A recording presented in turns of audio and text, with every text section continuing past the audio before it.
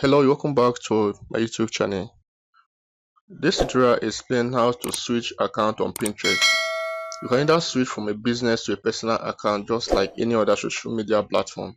So now if you want to learn how to switch your account on Pinterest, remember to follow the steps in this video. Do not forget to like and subscribe to this YouTube channel. So now you proceed and you click on your Pinterest mobile app.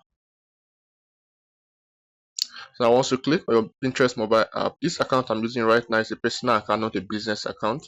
So I will now switch it right now to a business account I've already created. So now you click on your profile image. So now once you click on your profile image, you proceed to this icon, profile icon at the top, you click on it. You will now scroll down where we have switch account. You click on it.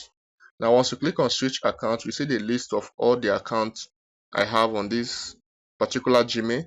If you wish to create a new one, you click on add account, but since you are creating, you want to switch from one account to another, you tap on the business account.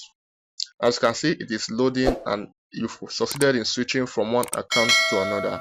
So this is how to switch accounts on Pinterest. Remember to subscribe, do not forget to like and share if this tutorial is helpful to you. Thank you.